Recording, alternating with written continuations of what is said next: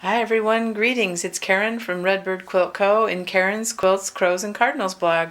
Tonight we're here to talk about a little bit about how to quilt that. We're working on our awesome Lou's Balloons growth chart, fabric by the world of Susie B, and with the artist being Susie Bleasby. This awesome panel is what we're using for our 2016 free motion quilt along, and I'm so excited. We've made a lot of progress. So far we've pieced the borders on the panel, and we've also gone ahead with a couple of pin basting lessons and talked about how to pin and baste this panel to quilt it on our home sewing machine.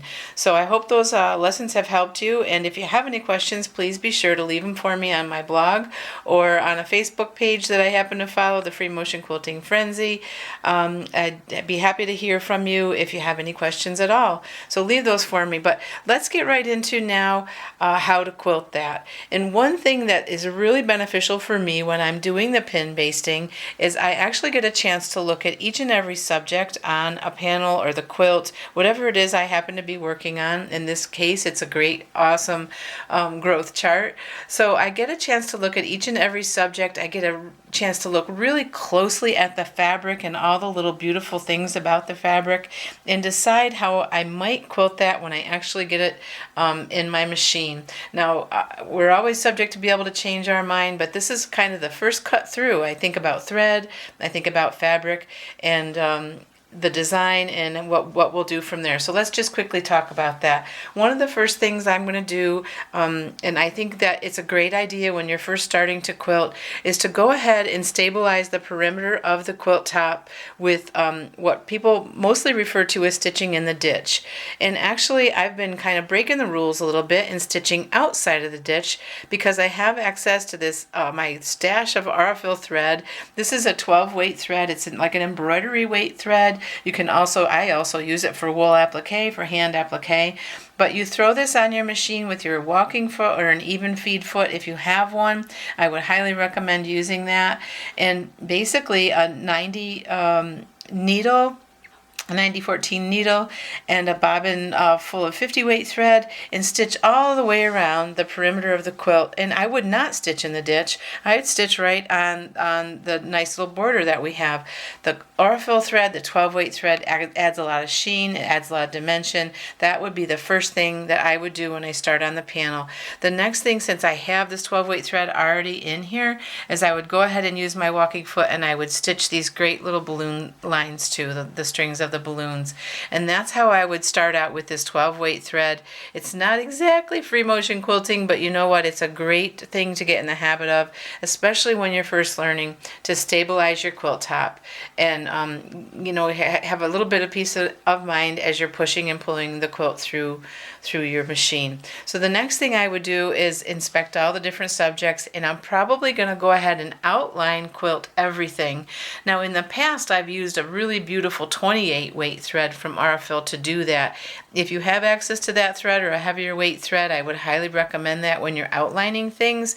But for right now, let's just stick with a couple of the things that I put on our supply list. I think I've got probably about 8 different threads that I've recommended that are all Aurifil colors, because that's the thread that I use in my machine. My machine loves it. It works well for me. I hope you get a chance to try it during the quilt along, because it's really an awesome thread and with an amazing amount of colors and very little lint. So let's just talk real quick. When I start quilting inside, the first thing I'm going to do is outline my subject. With this particular, isn't this beautiful? Isn't Lou just beautiful? I love this subject. I'm going to outline quilt him, and you have 2 choices. You can pick the background fabric of the color of the background fabric and outline just a little bit outside of his body and coat, or you could choose a thread that's actually the same color or roughly the same color as his body. And I think I've chosen for that particular work the Aurifil color 2600. It's called Dove, and it will work really nice in that particular case to do if you're going to quilt on the inside and when we quilt this, when we quilt Lou himself. So the 2600 would work to outline if you're going to stitch right on the inside of his body, but if you wanted to outline just outside of the body, this pretty little color 2710 is light robin's egg color. It matches, sorry about the shadows there, it matches the background fabric perfectly. If you unroll, always unroll your thread from the spool to make sure how it's going to look against the fabric that you're going to stitch with. So either one of those colors would work for doing our outlining, and then this 2600 is going to work perfectly for inside of Lou. And when I look at this, when I look at Lou, what I see is swirls. I think we need to stitch these swirls. He's already talking to us. He's saying, stitch me with swirls. So that's what we're going to do. We're going to stitch some beautiful swirls in there, but we're not going to knock him down too much. So we're not going to do too dense of quilting on those swirls because we want his coat to have a little bit of poof. We're also going to make sure that we, in one of our stitching events, that we outline his beautiful ears and his face and his eyes, and we make these things pop. So don't forget to do that. That's a really important part of the process. And let's just move over here quickly to the little bee. Can you see him? Let's see. The light is a little bit harsh. There we go. Isn't that adorable? And when I look at the bee, I see movement. So probably what I'm going to do is use the 2710, the light robin's egg color thread, and to give the bee a little bit more movement, I'm going to stitch probably pebbles around this trailer line of dots that's behind them. Those are absolutely adorable. So let's do some variegated size pebbles in there, and then we're going to outline stitch the bee, and then we're going to actually echo all of those things a couple of times to give the bee some beautiful movement as he's flying after Lou. Now let's move up the panel a little bit. Oh, this is a beautiful little balloon here, and I think the color that I chose for this one is a 1231, and it's called Spring Green.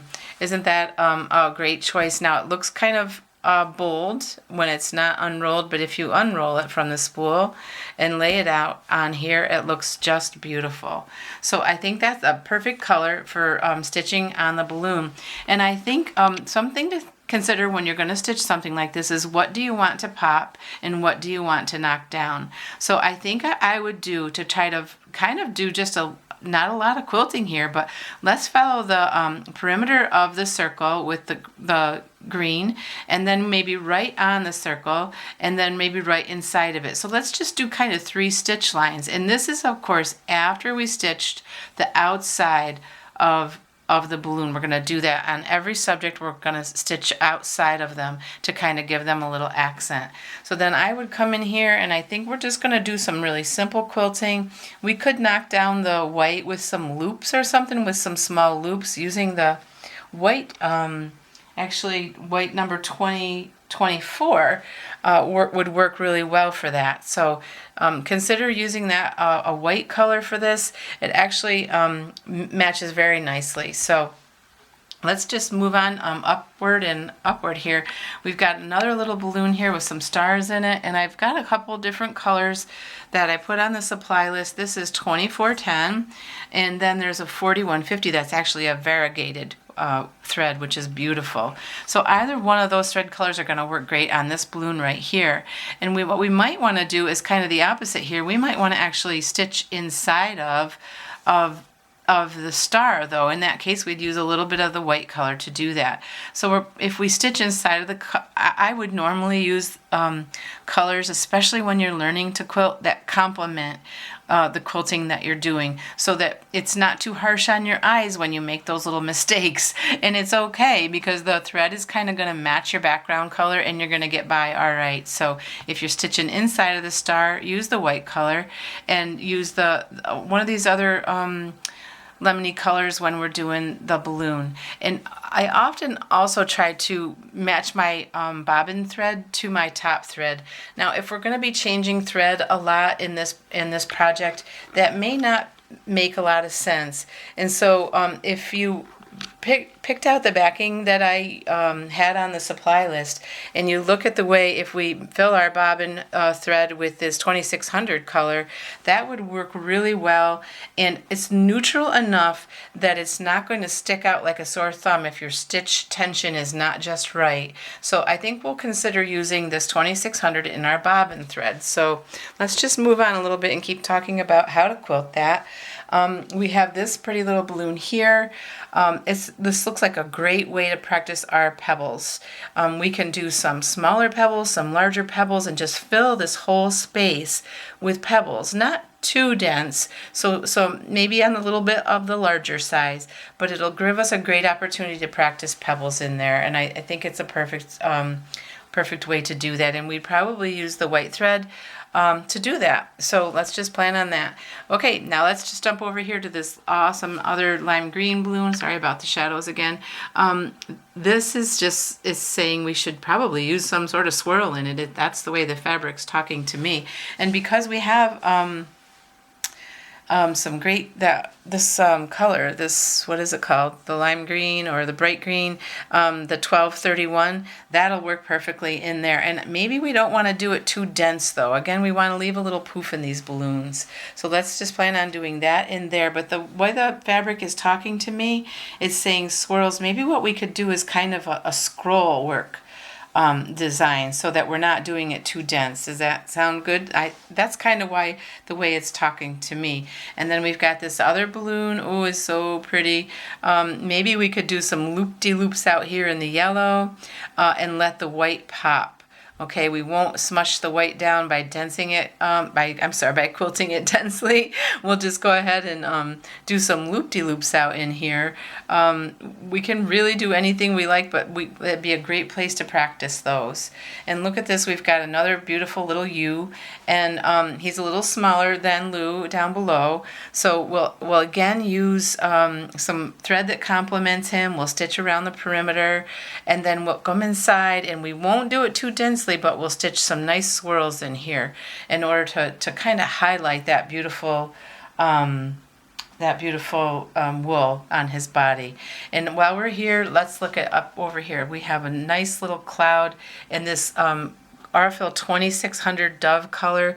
What I think would give those clouds a silver lining, and that's the way when I see clouds, that's what it's reading to me, is that these clouds are going to have a silver lining. They got some beautiful lines in them already that Susie painted into them. So we're going to go around the perimeter of the cloud, and then we'll probably come back inside of it and echo, only a great big echo, like maybe an inch echo, to kind of highlight that we want to have enough quilting inside of it that we're comfortable, but not too much that the cloud is smushed down. We also have another little bee over here. This will be fun to do. We'll be able to do the pebbles again and kind of echo quilt him and get that done sort of like the same way we did the one below. Here's another cloud, so we can go around the perimeter of the cloud. Let me just move down here to the bottom of the panel. We've got more clouds to the left and the right of Lou. And then let's talk about this landscape down here a little bit.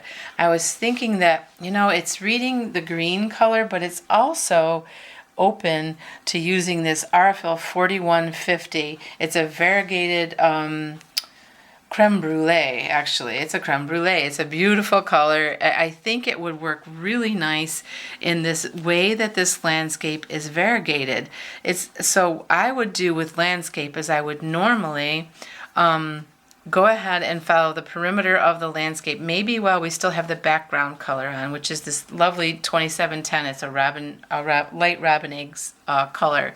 So I would go ahead and stitch right over top of, around everything along the landscape, and we would do that just to kind of make a line. And then with the creme brulee, we can come in here and we can outline these beautiful little flowers. We can outline the bee, outline more flowers, and then we can maybe put some little sprigs of grass in here, because that's the way it's reading. I'm not sure if you can see it with the harsh light. I apologize, but there's a lot of little leaves, and there's little sprigs of grass in there. So maybe we could just stitch some sprigs of grass and kind of go along these different lines of the landscape. While we're doing that, we're also going to be outlining the other U's that are here, and we may want to jump inside and just do a couple little swirl stitches in here, nothing too dense, because again we want them to poof. So that's kind of my thought process as I'm going through and pin basting. It gives me a chance to look at the fabric and see how it reads, what it says, how it wants to be quilted. I hope that makes some sense. There's no right or wrong. in the colors that you choose, and anything that you do, it's supposed to be fun. So it's not something to stress out about, and we're going to have some fun with it. When we're done, we're going to have a beautiful growth chart that we can give away to someone that we love, or someone that's in need.